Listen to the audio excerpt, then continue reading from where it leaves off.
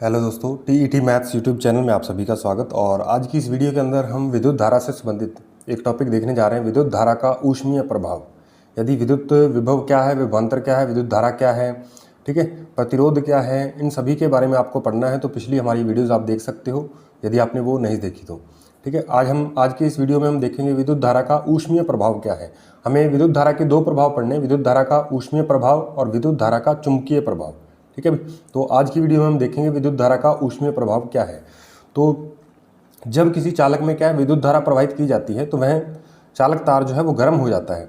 तो इसे क्या है, विद्युत धारा का ऊष्मीय प्रभाव कहते हैं। ठीक है, ऐसा चालकों में उपस्थित मुक्त इलेक्ट्रॉनों में गतिज ऊर्जा के क्षय के कारण होता है। क्योंकि आपको प्रतिरोध पढ़ाते वक्त मैंने आपको एक डायग्राम द्वारा समझाया था कि कैसे जो है चालक के अंदर मुक्त इलेक्ट्रॉन पाए जाते हैं। ठीक है, और वो इलेक्ट्रॉन एक जगह से दूसरी जगह की ओर गति करते हैं, जिसके कारण विद्युत धारा का प्रवाह होता है। ठीक है, लेकिन जब ये इलेक्ट्रॉन गति कर रहे होते हैं तो बीच में क्या है, अन्य इलेक्ट्रॉनों से, परमाणुओं से, ठीक है, आयन जो होते हैं उनके मध्य क्या है, बीच में उनके टक्कर होती रहती है लगातार। और उन टक्करों की वजह से ही क्या है, इनकी गतिज ऊर्जा जो है उनमें क्या है, कमी आती है। और ये कमी जो हमें ताप के रूप में देखने को मिलती है, ऊष्मा के रूप में हमें देखने को मिलती है। इस कारण जो है विद्युत तार जो है वो गर्म हो जाता है। ठीक है, उदाहरण इसका आप याद रखना चाहो तो पंखे का गर्म होना। जैसे पंखा बहुत देर से चल रहा हो तो यदि आप उसे हाथ से टच करके देखोगे तो वो पंखा जो है वो गर्म हो गया होगा कुछ समय बाद। ठीक है भाई, तो इस तरीके पंखे का गर्म होना, या और भी हमारे पास कई विद्युत उपकरण हैं जो क्या है गर्म हो जाते हैं चलते चलते। तो ये किस कारण होता है, विद्युत धारा के ऊष्मीय प्रभाव के कारण ऐसा होता है। ठीक है भाई, अब देखिए इस पे युक्तियां पूछी जाती हैं कि विद्युत धारा के ऊष्मीय प्रभाव पे कौन सी युक्ति काम करती है। ठीक है, तो या इस पे आधारित कौन सी युक्ति है, ऐसा पूछा जाता है। तो आपको दो तीन नाम याद रखने। विद्युत हीटर है, हीटर भी हमें क्या है, ऊष्मा देता है। ठीक है, उसके अंदर जो स्प्रिंग लगा होता है वो विद्युत धारा के ऊष्मीय प्रभाव के ऊपर आधारित है। ठीक है, वहाँ से हीट जो है वो बहुत ज़्यादा मात्रा में उत्पन्न होती है, जिसका उपयोग हम करते हैं। विद्युत इस्त्री है, यानी प्रेस वगैरह, और विद्युत गीजर इत्यादि में क्या है, इसका उपयोग किया जाता है। ये आपको थोड़ा बहुत ध्यान रखना है। अब इसमें विद्युत हीटर है, विद्युत इस्त्री है या फिर विद्युत गीजर है, इसमें तापन तंतु यानी गर्म करने वाला जो तंतु है, गर्माहट देने वाला, हीटिंग फिलामेंट जिसे कहते हैं, वो नाइक्रोम का बना होता है। किसका बना होता है, नाइक्रोम का। ये मोस्ट इंपॉर्टेंट क्वेश्चन है, आपको याद रखना है। नाइक्रोम का बना होता है। और ये जो नाइक्रोम है इसका जो प्रतिरोध है मैक्सिमम होता है, यानी इसका प्रतिरोध अधिकतम होता है, जिसके कारण ये हीट भी मैक्सिमम उत्पन्न करता है। ठीक है भाई, ये बात आपको ध्यान रखनी है। इस नाइक्रोम का आर जो है मैक्सिमम होता है, जिसके कारण हीट जो है मैक्सिमम उत्पन्न होती है। उसके बाद विद्युत तार जो है वो सामान्यतः कॉपर और सिल्वर के बनाए जाते हैं, ये आपको पता ही है। और क्यों बनाए जाते हैं, क्योंकि इनका जो है, इनका आर जो है यानी प्रतिरोध जो है मिनिमम होता है, कम होता है। और प्रतिरोध कम होगा तो चालकता ज़्यादा होगी। इसलिए क्या हम सामान्यतः घरों के विद्युत परिपथ में जो तार उपयोग में लेते हैं वो कॉपर और सिल्वर के बनाए जाते हैं, जो विद्युत तार बनाए जाते हैं। ठीक है, इस तरीके से आपको याद रखना है। उसके बाद नेक्स्ट है हमारे पास फ्यूज। उसके बाद देखिए भी फ्यूज, सबसे पहले आपको फ्यूज के बारे में ध्यान रखना है कि इसे श्रेणी क्रम में लगाते हैं। वैसे पिछली वीडियो में बता चुका हूँ कि इसे श्रेणी क्रम में जोड़ते हैं। और तांबा है, जस्ता है और टिन का, ये जो फ्यूज है तांबा, जस्ता और टिन का बना होता है। इनका गलनांक जो है वो क्या होता है, कम होता है। विद्युत परिपथ में जो अवयव लगे हुए हैं, जैसे हमने पंखा लगा रखा है, कुछ और हमने कोई भी उपकरण मान लीजिए यूज करने हैं, तो उनके गलनांक से, उनके अंदर जो मतलब तारें लगी हैं या जो भी हमने चालक पदार्थ यूज किए हैं, उनके गलनांक से कम होना चाहिए फ्यूज का गलनांक। ठीक है, क्योंकि फ्यूज जो है वो अतिभारण ओवरलोडिंग से हमारी क्या है, हमारे उपकरणों की क्या है, रक्षा करता है। ठीक है, और उसका गलनांक यदि कम होगा तभी वो क्या है, जब ओवरलोड होगा तो वो फ्यूज जो है पिघल जाएगा, उसकी तार जो है पिघल जाएगी, जिसके कारण आगे का परिपथ बाधित हो जाएगा। अतः आगे के उपकरण जो है वो सुरक्षित बच जाएंगे। ठीक है, ये बात आपको ध्यान रखनी है। यदि इसका गलनांक ही बाकी उपकरणों से ज़्यादा हुआ तो फिर तो फ्यूज पिघलेगा ही नहीं, और इसका क्या है, हमें बेनिफिट नहीं होगा। ठीक है, ये बात आपको ध्यान रखनी। इसका गलनांक कम होना चाहिए। और कौन कौन सी धातुओं का बना हो सकता है, तांबा, जस्ता, टिन इत्यादि का बना होता है, और श्रेणी क्रम में लगाते हैं। ये बातें आपको ध्यान रखनी है। उसके बाद नेक्स्ट है हमारे पास ये जो अभी हमने विद्युत धारा का तापीय प्रभाव पढ़ा या ऊष्मीय प्रभाव पढ़ा, इसके अंदर क्या है, ऊष्मा कितनी बनती है उसको यदि हमें काउंट करना हो तो H बराबर I²RT इसका फॉर्मूला होता है। I क्या है, धारा है, R क्या है, प्रतिरोध है, और T जो है वो क्या है, समय, यानी कितने समय में उसके अंदर धारा प्रवाहित हम कर रहे हैं, वो समय है। ठीक है भाई, तो यहाँ पे इस फॉर्मूले से आपको ये पता चल रहा होगा कि H जो है वो समानुपाती होता है धारा के वर्ग के समानुपाती होती है उत्पन्न ऊष्मा, और उत्पन्न ऊष्मा का मान जो है उसके प्रतिरोध के समानुपाती होता है, और समय के भी क्या होता है, समानुपाती होता है। ये बात आपको ध्यान रखनी है। और इन तीनों को मिलाकर के ये जो H समानुपाती I स्क्वायर है, ये R के भी समानुपाती और T के भी समानुपाती, इन तीनों को मिला करके हम इन्हें कहते हैं जूल के तापन के नियम। क्या कहते हैं? जूल के तापन के नियम। ठीक है भाई, तो जूल के तापन का नियम का फॉर्मूला ये है, आपको ध्यान रखना, और इसको 3 तरीके से, इस तरीके से हम लिख सकते हैं। ठीक है, उसके बाद आता है हमारे पास विद्युत शक्ति, क्योंकि इसी से जुड़ा हुआ टॉपिक है। विद्युत शक्ति क्या होती है, विद्युत ऊर्जा क्या होती है, इनके बारे में भी थोड़ा पढ़ना चाहिए, क्योंकि यहाँ से न्यूमेरिकल क्वेश्चन बनने के ज़्यादा चांसेस रहते हैं। तो यहाँ पे आप देखिए विद्युत शक्ति क्या है। विद्युत परिपथ में धारा प्रवाहित करने से प्रति सेकंड किया गया कार्य। ठीक है, विद्युत शक्ति जो है वो क्या होती है, जब हम किसी विद्युत परिपथ के अंदर धारा प्रवाहित करें और 1 सेकंड के अंदर कितना कार्य कर रही है वो धारा, वो ही क्या है, विद्युत शक्ति है। यहाँ पे आप देखिए इस शक्ति के फॉर्मूले, हमें ये फॉर्मूले जो लिखे हुए हैं ये आपको ध्यान रखने हैं। ये फॉर्मूले हमें न्यूमेरिकल क्वेश्चन करने में बहुत हेल्प करेंगे। P बराबर W/T, यानी किया गया कार्य बटा में समय। ठीक है, तो W/T एक तो सिंपल फॉर्मूला है इसका। उसके बाद इस W का मान हम कैसे निकालते हैं, तो किया गया कार्य जो है वो आवेश और उसके अंदर विभवांतर के गुणनफल के बराबर होता है, तो Q × V के बराबर होगा। इस Q का मान विद्युत धारा के फॉर्मूले से निकालेंगे। I बराबर Q/T होता है, तो Q बराबर क्या आ जाएगा, IT आ जाएगा। तो यहाँ पे Q का मान रख दिया, IT और डॉट V आ जाएगा। ठीक है, यानी VIT बन गया। और इस VIT का मान हमने इस W के बराबर वाली जगह पे यहाँ पे रखा, तो T से T कट गई, VI बच गया। ठीक है, तो ये VI एक फार्मूला और बन गया। उसके बाद हम जानते हैं V बराबर IR होता है ओम के नियम से, तो इस V की जगह हमने IR रख दिया, तो क्या बन गया, I²R बन गया। ठीक है, और फिर क्या हमने किया, I², यानी यहाँ से हमने इसमें I का मान रख दिया। I बराबर क्या है, V/R हो जाएगा, और I² की जगह V²/R² रखेंगे, तो एक R कट जाएगा, एक R नीचे बच जाएगा, तो V²/R। यानी कुल मिला के आपको ये फॉर्मूले याद होने चाहिए। ठीक है, ये फॉर्मूले हमें याद होने चाहिए, न्यूमेरिकल क्वेश्चन करने में काम देंगे। ये जो फॉर्मूला है V²/R, यहाँ से एक बार क्वेश्चन पूछा गया है। ठीक है, और इस तरीके से क्वेश्चन किसी भी फॉर्मूले से बन सकता है, आपको ये फॉर्मूले रट लेने हैं, याद कर लेने हैं। ठीक है भाई, तो नेक्स्ट हमारे पास कि P का मात्रक क्या होता है, और भी कुछ हम देखते हैं इसके बाद।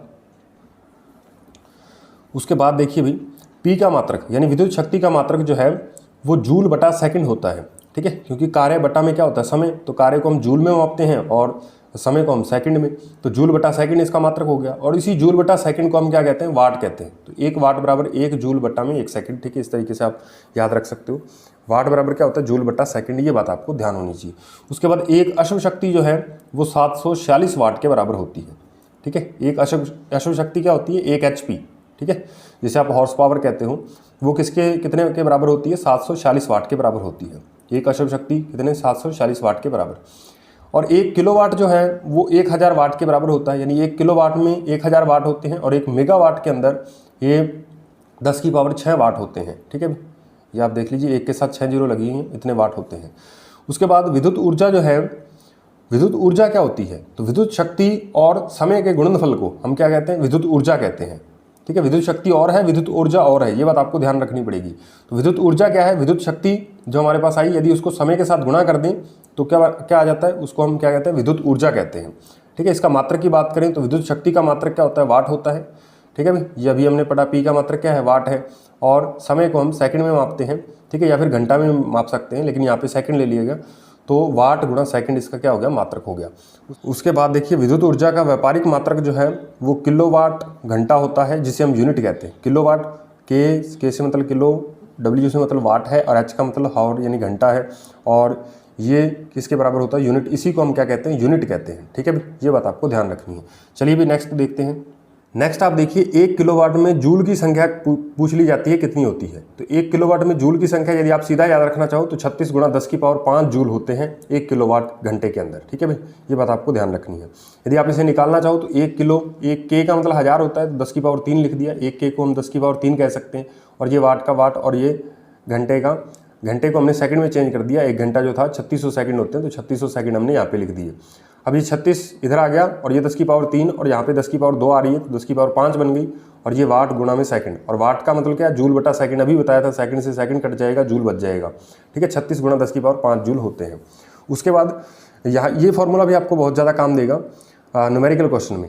खपत विद्युत ऊर्जा का मान यदि हमें ज्ञात करना हो यूनिट के अंदर, ठीक है, कितने यूनिट जो है बिजली जो है वो खपत हो चुकी है, व्यय हो चुकी है, उसका हमें मान ज्ञात करना हो, तो शक्ति जो है उसको हमें क्या है वाट के अंदर लेना है, और समय टी जो है उसे हमें घंटों के अंदर रखना है और बटा 1000 से भाग लगा देना है, ठीक है, बटा में 1000 रख देना है, तो हमारे पास जो विद्युत ऊर्जा आएगी वो यूनिट के अंदर आ जाएगी सीधे ही, ठीक है। तो ये बात आपको, ये फॉर्मूला आपको थोड़ा ध्यान रखना है। अब हम इसके क्वेश्चन देखते हैं, न्यूमेरिकल क्वेश्चन किस तरीके के पूछे जा सकते हैं।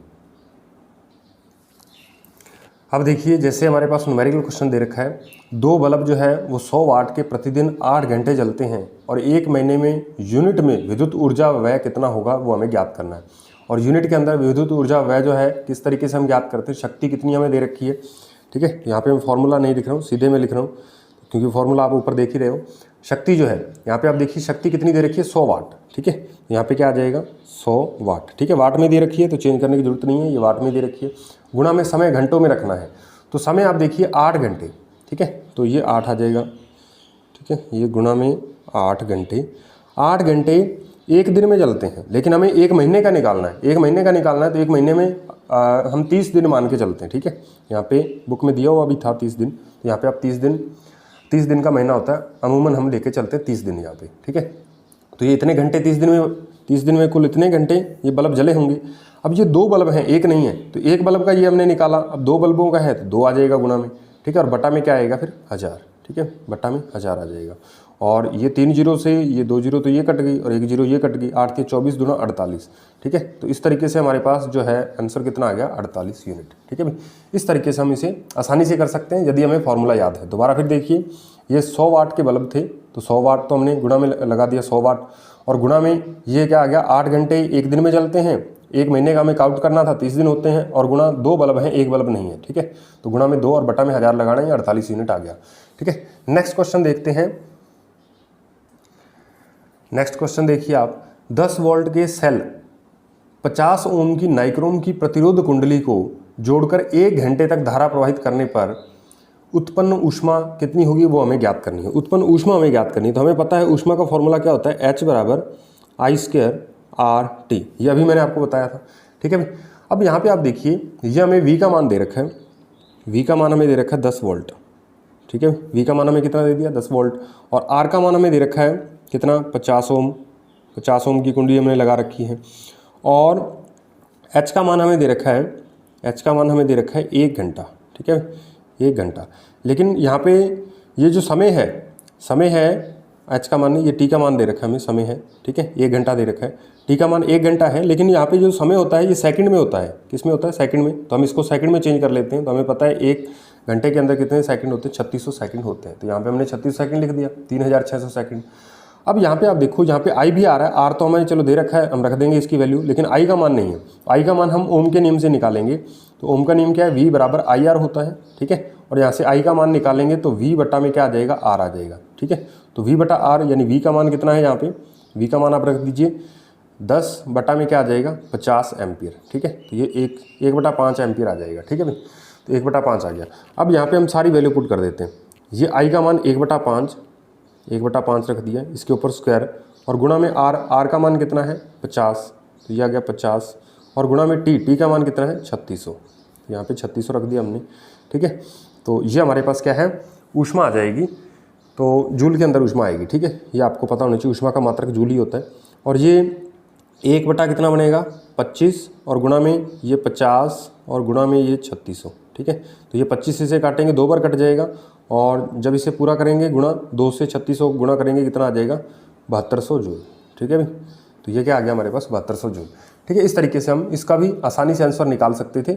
बस यहाँ पे आपको ये ध्यान रखना है कि यहाँ पे T का मान जो है वो आपको सेकंड के अंदर लेना है, ठीक है भाई। सेकंड के अंदर रखोगे तो हमारे पास जो आंसर है वो सही आएगा, ठीक है भाई। और I का मान आप निकाल लोगे ओम के नियम से, तो ये भी क्वेश्चन आसानी से हो जाएगा। नेक्स्ट क्वेश्चन देखते हैं। नेक्स्ट क्वेश्चन देखिए, किसी विद्युत बल्ब को 220 वोल्ट के स्रोत से जोड़ने पर इसमें प्रवाहित धारा जो है 0.5 एम्पियर हो तो बल्ब की शक्ति क्या होगी वो हमें ज्ञात करना है। तो बल्ब की शक्ति का फॉर्मूला आपको बताया हुआ है, P बराबर VI, ठीक है, ये वाला फॉर्मूला। क्यों, क्योंकि यहाँ पे आप देखो ये वोल्टेज हमें दे रखी है और धारा का मान दे रखा है, यानी V का मान और I का मान दे रखा है, तो V और I में हमारे पास एक ही फॉर्मूला है, P बराबर VI, ठीक है। तो ये वाला फॉर्मूला हमें ध्यान होना चाहिए। अब यहाँ पे V का मान हमें दे रखा है 220 वोल्ट, ठीक है, 220 गुणा में I का मान कितना है 0.5, ठीक है भाई, तो ये 0.5 आ जाएगी। तो इनको आप गुणा कर दीजिए तो हमारे पास क्या है, शक्ति आ जाएगी कितनी है। तो यहाँ पे आप देखिए 0.5 का मतलब क्या है 1/2, और 1/2 इसका करेंगे तो कितना आ जाएगा 110, ठीक है, और ये किसके अंदर आएगी, वाट के अंदर आएगी, शक्ति वाट के अंदर होती है, तो आंसर ये हमारा आंसर है, ठीक है। उम्मीद है कि आज की वीडियो में ये सारे क्वेश्चन आपको समझ में आए होंगे और किस तरीके से यहाँ से न्यूमेरिकल क्वेश्चन बन सकते हैं, किस तरीके से इससे बेसिक क्वेश्चन बन सकते हैं, वो आप सभी इस वीडियो में देख चुके हो। तो नेक्स्ट वीडियो में हम देखेंगे कि विद्युत धारा का चुंबकीय प्रभाव क्या है, और उसके साथ ये विद्युत धारा वाला टॉपिक जो है वो समाप्त हो जाएगा। फिर हम जैसे ही एक बार हम और सिलेबस को देखेंगे, यदि कोई टॉपिक छूट रहा है तो हम उसको भी पूरे करते चलेंगे, और फिर बायोलॉजी हम स्टार्ट करने वाले हैं, ठीक है। उम्मीद है कि आज की वीडियो आपके लिए बेहद बेनिफिशियल रहेगी, और यदि आप हमारे यूट्यूब चैनल पे नए हैं तो आपको बता दें कि इस यूट्यूब चैनल पे रीट 2022 के लिए साइकोलॉजी, मैथ्स और साइंस का सिलेबस जो है वो हम करवाने की कोशिश कर रहे हैं। यदि आपको ये वीडियो पसंद आती है तो आप हमारे इस यूट्यूब चैनल को सब्सक्राइब करिए, साथ में बेल आइकन को प्रेस करिए, ताकि हमारे जो नए आने वाले वीडियोज़ हैं उसका नोटिफिकेशन आसानी से आप तक पहुँच पाए। तो मिलते हैं नेक्स्ट वीडियो में, तब तक के लिए धन्यवाद।